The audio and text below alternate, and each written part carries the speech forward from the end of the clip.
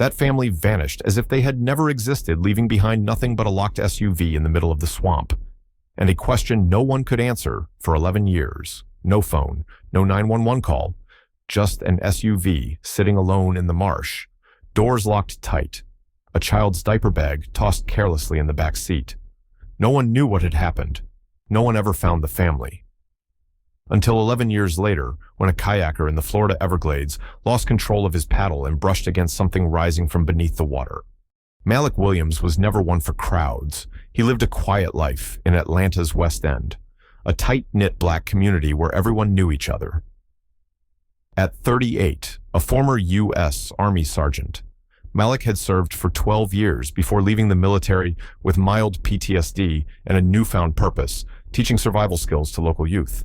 He started a nonprofit outdoor program where black kids learned to navigate by the stars, start fires with flint, and face the wilderness with respect, not fear.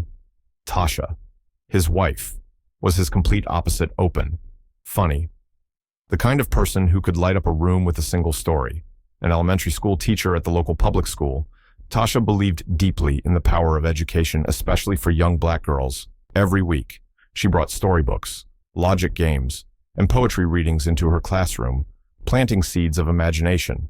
They met at a veteran support program. Malik had just left the military, and Tasha was volunteering as a trauma counselor. Both had suffered deep losses. Malik lost his father in a police altercation when he was a child. Tasha lost her older sister in a drunk driving accident. That pain helped them understand each other, and eventually, it became love. They married in 2006. Their daughter Amari was born in the spring of 2008. 4 years later came Zion. The family lived in a modest home, full of laughter, books, and weekend camping trips. In the summer of 2012, Tasha suggested they take a big road trip so the kids can see just how wide this country really is. Malik agreed, with one condition: they had to stop somewhere wild. Where your phone can't help you, only your instincts can. They chose the Everglades, the vast wetlands of South Florida, as their final destination for 10-year-old Amari Williams. That summer trip was all she had been waiting for. Each night before the journey, she marked her purple notebook with a moon on the cover. She packed her 3 favorite books: A Wrinkle in Time, a Maya Angelou poetry collection, and a private diary no one else was allowed to read. 6-year-old Zion brought only a dinosaur plushie, a small flashlight, and a toy binoculars. To him, going to the Everglades was like setting off on a treasure hunt, a place of alligators, long-necked birds, and whispering trees that felt like something out of a dream. Tasha recorded a short video on her phone before they left Atlanta. In it, Malik is checking the map, and Amari shouts, "Dad's gonna teach us how to live like on Survivor." Right? Zion jumps in. "As long as we don't have to eat bugs, I'm good." The last shot is Tasha laughing. "As long as we're together, that's all we need." As the SUV crossed the Florida panhandle and headed south, Amari described the landscape as a painting melting under the sun. In her journal, she wrote, "Zion's asleep. Dad's telling stories about sleeping under the stars in Iraq. I think he's really brave." Throughout the drive, Zion kept asking about the abandoned broadcast station, something Malik had mentioned from the old Everglades, back when the military still used radio outposts. To a 6-year-old, the idea of finding where grown-ups sent secret messages was the ultimate adventure. Tasha had printed out maps, carefully marking every gas station and safe rest stop. She didn't like taking chances, but those maps got soaked in a rainstorm when the family stopped to camp overnight in Big Cypress. "I wanted to write in my journal there," Amari later said in a voice recording backed up to the phone, one that investigators would eventually find. "Mom said it was going to rain, but I still wrote. I wrote, what if I see a real alligator tomorrow?" Mom just laughed and said, "Then you'll tell the story like it's a fairy tale." At the end of the recording, Amari whispered, "I don't think Mom ever gets scared." But today, when Dad stopped the car on a weird trail, she held my hand a little tighter than usual. On July 13th, 2012, the Williams family's Chevrolet Suburban left Homestead and entered the wetlands of Southwest Florida on an old GPS unit. Malik had marked a rarely traveled path called Old Trail 117, a former military supply route removed from civilian maps back in 1997. "Well, reach the old broadcast station," Malik said, "if the weather holds." Tasha hesitated, but she trusted her husband. He had led men through the deserts of Iraq. Surely he knew what he was doing, didn't he? The SUV turned onto a red dirt path, flanked by mangroves and thick reeds. Cell signal faded. Zion fell asleep, head resting on his sister's shoulder. Amari flipped a book open, but couldn't read her eyes fixed on the trees outside, which started to take on strange shapes in the setting sun. Around 5 p.m., they reached a high clearing enough space to park and set up a temporary camp. Malik pitched the tent. Tasha made ramen and cold cuts on a small gas stove. Amari wrote in her journal, "I feel tired today. I don't like this place. No signal. Mom says, we'll head back to the main road tomorrow morning." That night, Malik spread out the map again, comparing it to memories from his army days.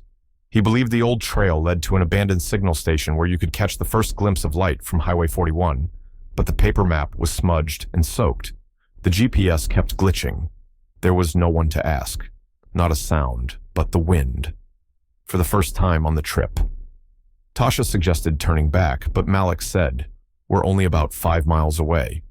If the weather's clear tomorrow, I'll go check it out. Well, be back by noon."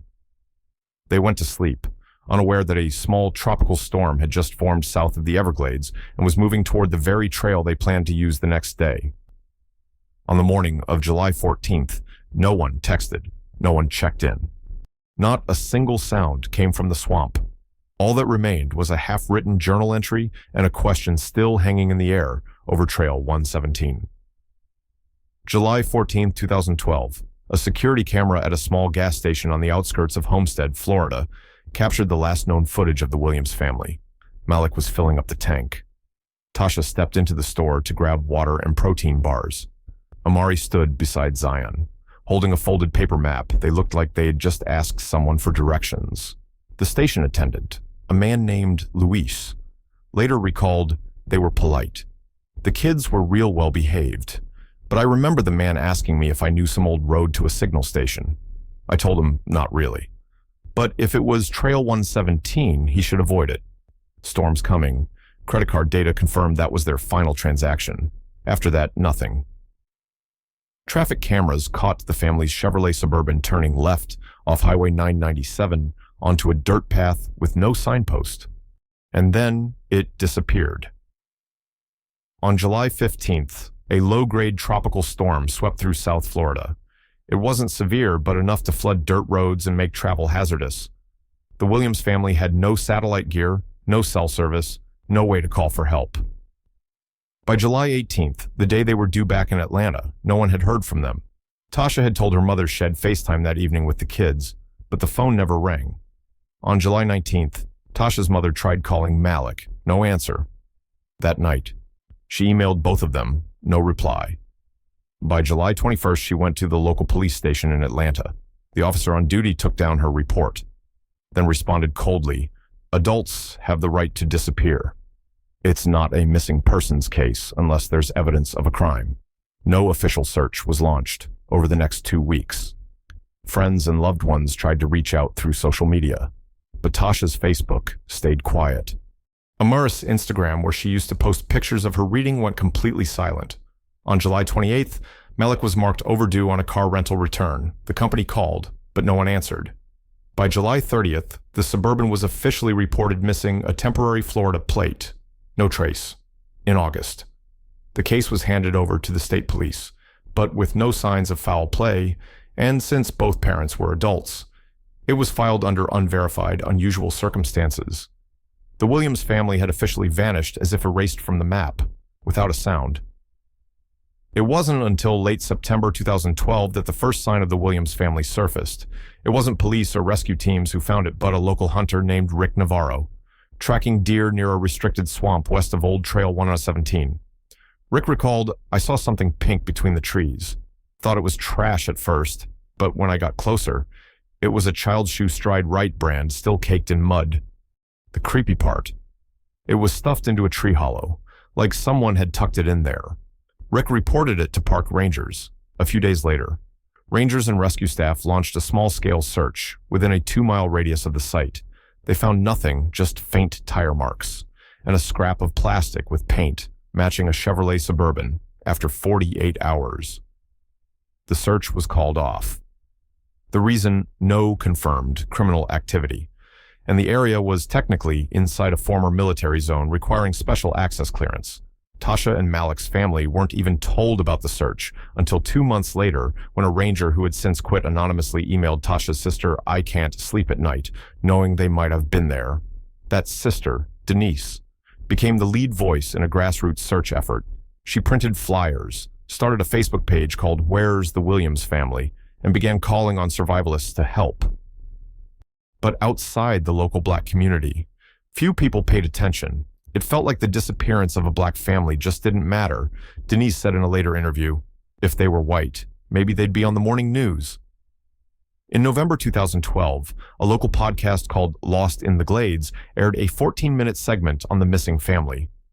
It was the first time the Williams name reached a public platform. By the end of 2012, the case had still not been reclassified. The FBI hadn't opened an investigation. Local police had closed the file, citing no evidence of a crime, no surviving witness to confirm what occurred, and then silence. The family, their friends, their community all left waiting for a lead, a miracle, or simply someone willing to listen. It wasn't until nearly a year later, in June 2013, that something finally broke the quiet. During a routine aerial patrol, a Border Patrol helicopter spotted something unusual while flying over the western edge of the Everglades in a flooded patch of dense mangrove over 6 miles from the nearest road. The pilot saw the roof of a partially submerged vehicle. Coordinates were marked. The Forest Service was notified. A few days later, a ground team arrived at the location. What they found was a 2011 Chevrolet Suburban with temporary Florida plates matching the one rented by the Williams family. The vehicle was locked. The front wheels were sunk deep in the mud. One rear tire was blown out. The windows were coated in algae and swamp grime. There were no signs of forced entry. In the back seat, a child's toy bag, and in the glove compartment, a small purple notebook labeled Ameris Survival Book. Inside were handwritten notes, packing lists, a trip timeline, and lines like, "No signal today. Mom says we have to walk if Dad doesn't come back." In the corner of the last page was a hand-drawn map, 3 stick figures holding hands, an arrow pointing toward radio tower. But more chilling than anything else was the absence. No bodies, no signs of life, just an empty SUV sinking into the swamp. The discovery triggered an immediate FBI response. The case was reopened, now classified under suspicious missing persons with potential danger. The first TV broadcast about the case aired on June 21, 2013, nearly 11 months after the disappearance. Footage of the SUV in the swamp sent shockwaves across the country, especially through the Black community, many of whom were hearing about the Williams family for the very first time, back in Atlanta. Tasha's elderly mother sat silently in front of the screen. Denise, her sister, wept. If they had found the car sooner, maybe things would have been different, she said at the first public press conference. Finding the vehicle was a turning point, but it also opened a labyrinth of questions. Why was the SUV so far off-road? When did they leave it? Where did they go? And how long did they survive? From here, the investigation entered a new phase, no longer just a missing persons case, but a search for the final footsteps of a family lost deep in the maze of the Everglades. Right after the Williams family's vehicle was found, the FBI began combing through every piece of information tied to their journey receipts, surveillance footage, and witness interviews. The first person they spoke to was Luis, the gas station clerk who last saw the family. His account remained the same. Malik had asked about an old signal station and a trail that might lead to it. Luis warned them against taking Old Trail 117, but admitted he wasn't sure if the warning got through. Then came something stranger. The FBI questioned Jorge Martinez, a longtime mechanic in Atlanta who had serviced the Suburban before the trip. Jorge said, "He asked me something weird like, if your car gets stuck in the mud, is it better to take the tire off or let the air out?" I thought he was joking. Jorge also confirmed Malik had installed a towing hook underneath the vehicle, something not covered in the rental agreement, and which could lead to penalties. This raised a red flag. Had Malik always planned to take the vehicle off-road when the FBI extracted GPS data from the old navigation unit found in the car? They discovered the maps had been modified using a rarely used program, TopoNav, a navigation tool often used in military training. Capable of displaying decommissioned trails no longer shown on civilian maps, one digital forensics expert explained, "We found an offline topomap, the kind that doesn't update road conditions," which means that on their version, Trail 117 still looked like a valid exit route, even though it's been closed to the public since 2009. The contradictions deepened when they analyzed phone data.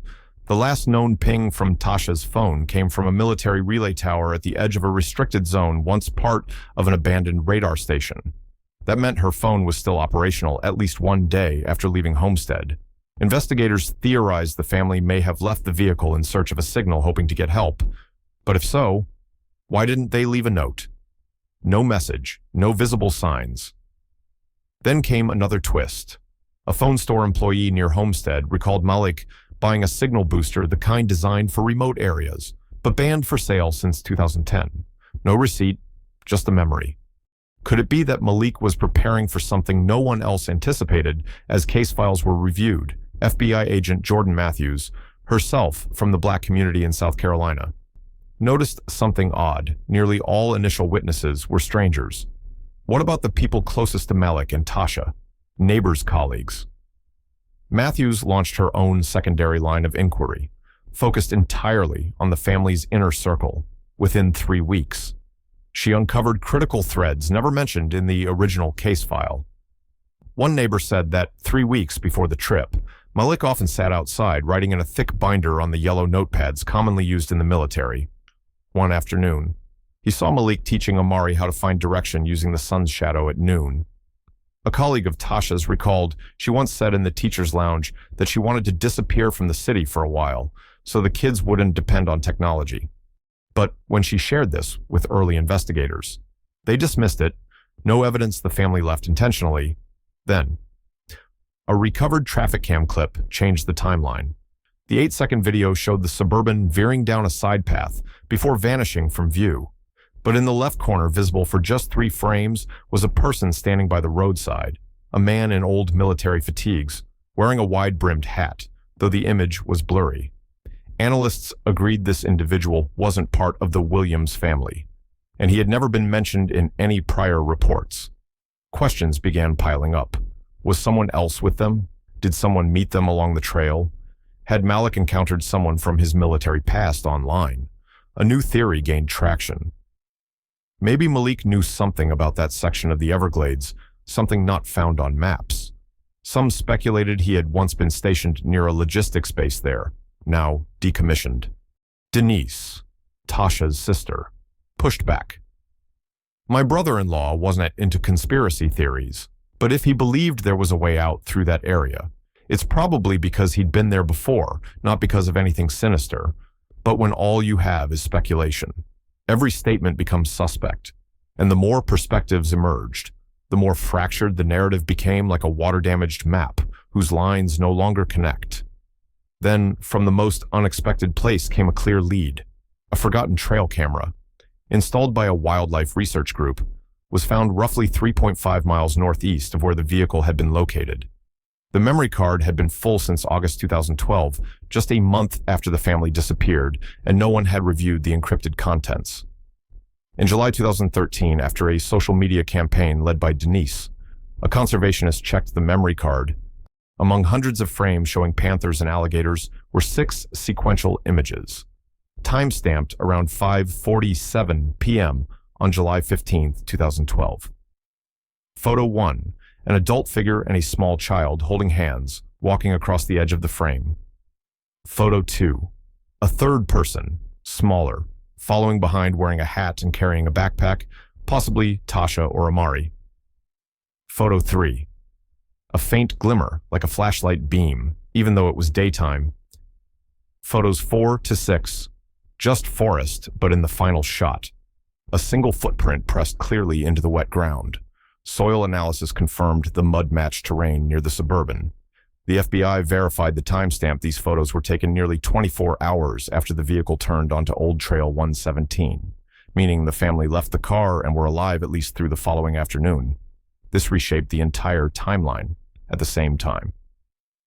The FBI submitted a request to access communications logs from the old radar station. The Department of Defense responded records destroyed during 2012 system restructuring. When the FBI requested access to the area now within the former base's borders, they were told it was currently part of a geotechnical test program and not open to civilians. No one explained what the program was. No one explained what was being tested. And no one explained why the only known civilian cell ping from the missing family came from that site. Denise spoke in an interview. They may not be hiding anything, but it's their silence that scares me the most. In the summer of 2023, exactly 11 years after the Williams family vanished, an amateur kayaker named Tyrone Briggs set out on a solo journey through the Everglades mangroves. A resident of Venice, Florida, Tyrone was documenting his trip for a personal YouTube series. An avid explorer, he brought along a GoPro, personal GPS, and a digital journal. On day 4, while paddling down a narrow branch of river known as Dead Creek, his paddle struck something hard beneath the mud, thinking it was trash or old debris. Tyrone looped a rope and pulled it up, but what surfaced wasn't junk. It was a child's backpack, caked in mud, with barely legible letters still visible, AW. Inside were decaying paper scraps, a broken pencil casing, and a water-damaged notebook. But the first page was intact, scrawled in shaky handwriting. "This is my map to get us home." Amari. Tyrone took photos, recorded video, and upon returning home, posted a short TikTok video titled, "Who is Amari?" within 3 days. The video had over 2 million views. Viewers quickly connected the name Amari Williams to the missing child from 11 years earlier. The FBI immediately contacted Tyrone and collected the backpack along with all digital evidence. Forensic testing confirmed it had once belonged to Amari Williams, including DNA from a hair strand found in the zipper lining. More critically, inside the bag was a nearly disintegrated scrap of paper recovered through laser optic scanning. On it, a hand-drawn, rudimentary map. It showed a path from a marked location called Camp X to a spot labeled RT, believed to stand for radio tower. What made the discovery alarming? This route didn't match any known civilian or military maps. It cut through an area marked on recent topographic surveys as ground unstable do not enter. FBI agent Jordan Matthews concluded, if this map is accurate, and if they actually tried to follow it, it changes everything we thought we knew. Tyrone was hailed in the media as the one who reignited hope. But for Denise and the Williams family, the backpack wasn't just an object, it was a voice. From the child, they had never stopped mourning. Amari's map became the investigation's new focus. But as analysts reconstructed potential routes based on her drawing, they hit a disturbing revelation. This path existed nowhere in public databases, not on Google Maps, not on tourist maps, not even in civilian topographic archives. However, buried in a 2003 internal training manual from the National Guard was a route labeled RT-14B, eerily similar to Amari's sketch. The map had once been used for tactical navigation training, but was pulled in 2007 following a training accident. Whoever led the Williams family down that path had to have access to that map, or at least memorized it. The FBI revisited the Suburban's GPS unit, specifically the TopoNav software Malik had installed, hidden in the memory. They found a file labeled RT map, DAT, which nearly perfectly matched Amari's hand-drawn map. The issue: the file wasn't created by Malik. Metadata revealed it was authored by someone else with the user initials MR. That changed everything. A bold new theory began to form. Malik had received this file possibly from a former military contact or a survivalist forum member, and that person, whether through recklessness or intent, sent a route that no longer existed into a zone flagged as hazardous by both civilian and military authorities. Then came the smoking gun. The FBI uncovered an anonymous email sent to Malik's Gmail account 6 days before the family departed. It read, "If you still remember what real freedom feels like, this is the way." Attached was the file RT map, Det. Who sent the email? The account was deleted 15 minutes later.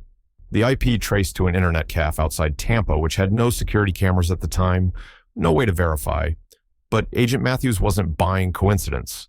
"I don't believe Malik made that map," she said. Someone convinced him that he could lead his family to safety instead. They walked him straight into the dark. Determined to identify the sender, the FBI submitted the case for behavioral analysis. They reviewed Malik's military service, particularly from 2004 to 2006, when he was stationed near Fort Stewart, Georgia. Records revealed he had participated in an advanced survival training course, which used Everglades terrain for mock operations. One instructor stood out: Marcus Randall, known by the call sign Ghost Fox. Randall was a decorated veteran, but discharged early for insubordination and signs of mental instability after a tour in the Middle East. His file showed an obsession with rejecting modern society. At one underground conference, he was quoted saying, "Nature will decide who deserves to survive." The anonymous email's metadata showed its proxy IP had also been used to post on an extremist survival forum, where a user called FoxR117 had once uploaded maps of restricted zones with the caption, "If you want to find the truth, take the death road." Attempts to confirm FoxR117's identity failed. The account was deleted in 2015. Cybersecurity experts said the deletion process, metadata scrubbing, use of layered proxies, this was advanced, not something an amateur could pull off. Denise, Tasha's sister, went public with the email during a personal interview. She said someone out there knew who Malik was. They targeted his trust, his soldier's pride, his desire to protect and lead. They didn't kill him with bullets. They used misinformation and isolation. Investigative journalists began calling the unknown sender the ghost of the Glades, a figure, or perhaps a network, that preyed on people searching for freedom and led them into death. No direct proof, no technical breadcrumbs that hold up in court. But the deeper the investigation dug, the clearer it became. The Williams family didn't just lose their way. They were led there. And in the vast, silent maze of the Everglades, sometimes all it takes is a single misplaced belief, a fake map, and one anonymous message to destroy an entire family. When the name Marcus Randall was publicly identified as a potential suspect, the reaction was swift and intense. There was anger at the idea that one man might have lured the Williams family to their deaths, but there was also hope that, at last, justice might be on its way. But less than 2 weeks later, everything changed. An independent investigative journalist named Khadijah Rose from the channel Missing South released a bombshell, a 2006 psychological report diagnosing Malik Williams with mild paranoid anxiety disorder after returning from Iraq, tied to exposure to sensitive military intel and the trauma of witnessing a fellow soldier die in combat. Unable to intervene, the report had never been made public. It had been stored in classified Veterans Affairs files. How did Khadijah get it? She wouldn't say. Her article went further, suggesting a theory. Could it be that Malik drew the map himself, believing he had discovered a path to an absolute safe zone, a place no one else could find? Debate exploded. Some argued that Malik, trying to protect his family, might be acted on a distorted belief. Others pushed back hard. Don't use mental health to explain away tragedy in black families. Denise, in a tearful live stream, fought back. If Malik were white, they'd call him a brave warrior. But because he was a black veteran, they say paranoid, like it's a fact. The situation grew more chaotic when the FBI confirmed they could not trace the sender of the map email. The data had been completely erased using military-grade protocols, meaning the sender was either a highly skilled hacker or someone with internal clearance. Then came a voice, one no one expected to hear. A new audio recording, recovered from a cassette found in a weathered first aid pouch near the old camp. Tasha's voice faint, but clear. Zion's tired. Amara's still drawing the map. If anyone finds this, please tell my mother we didn't give up. The FBI couldn't verify exactly when it was recorded, but it proved the family was alive several days after leaving the vehicle. So, if they hadn't given up, what stopped them from making it back? Why? Despite their survival skills and Amara's maps. Did they still vanish? The answers seemed to slip further away, like Everglades mud after the rain. In March 2024, a community-funded rescue team led by Denise supported by a black-led nonprofit in Chicago, returned to the old campsite using a Maris map. During a 5-day search, they found something lying in the tall grass, a fabric bracelet, the kind children wear, strung with alphabet beads, Zion. The shock wasn't just in what they found, but where they found it near an intersection of 3 known escape trails. If Zion had been there, the family had reached the edge of safety. FBI agent Jordan Matthews arrived at the scene with thermal imaging tools and trace analysis equipment. The results were stunning: signs of short-term habitation, burned ash remnants, MRE food wrappers, and small footprints, headed east until they abruptly stopped. Matthews said, "It is like they were walking and then gone, or forced to stop." A chilling theory emerged. What if the family had made it to the safe zone, but someone stopped them? Not because they were lost, but because someone didn't want them to leave. Around the same time, a former reconnaissance soldier named Wendell King, who had served in the area in the early 2000s, contacted Denise in a taped call.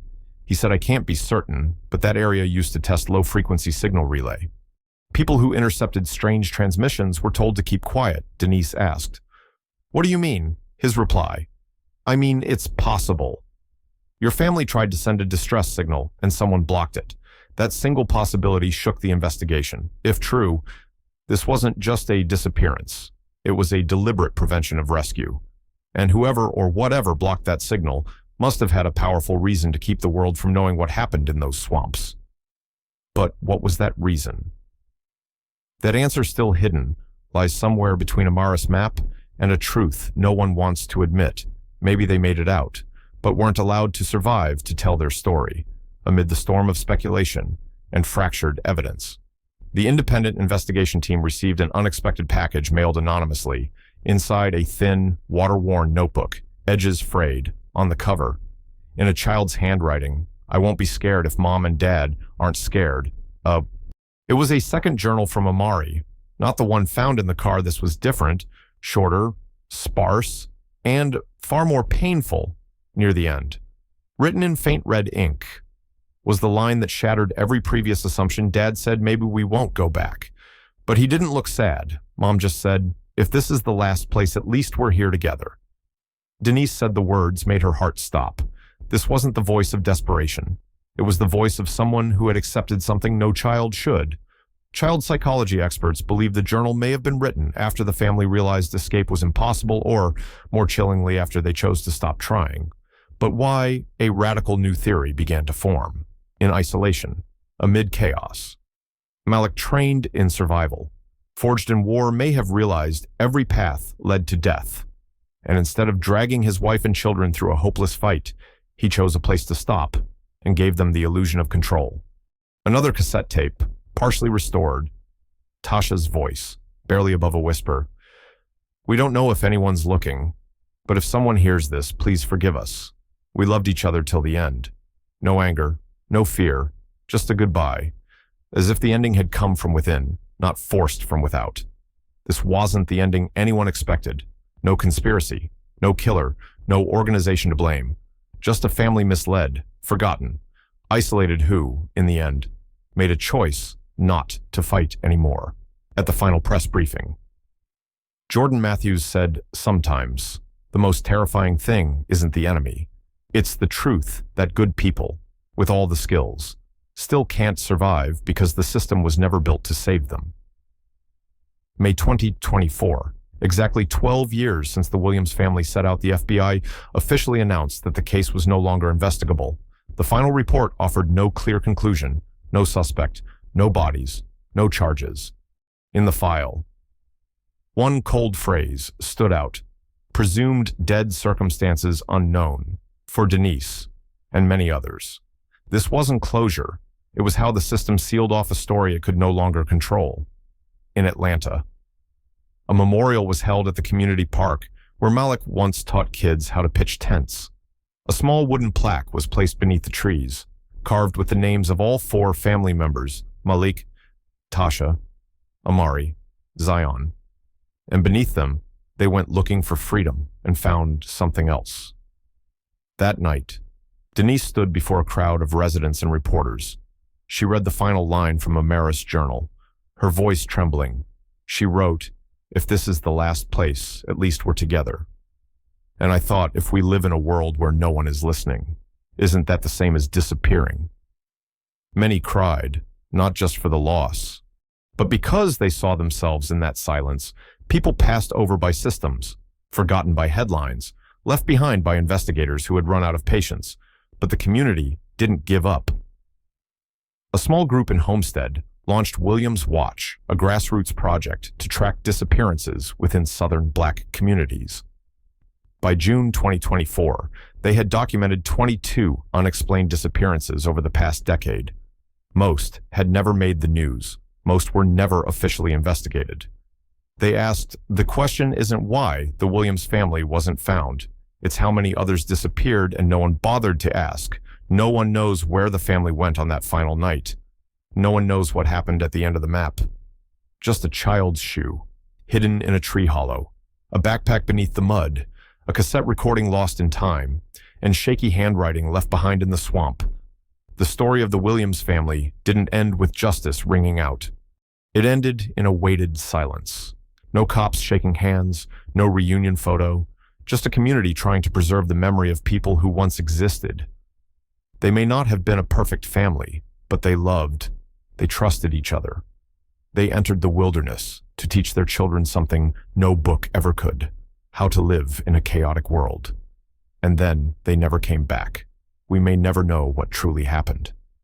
But what we do know is this: some disappearances aren't accidents. Some vanishings are the result of systemic invisibility.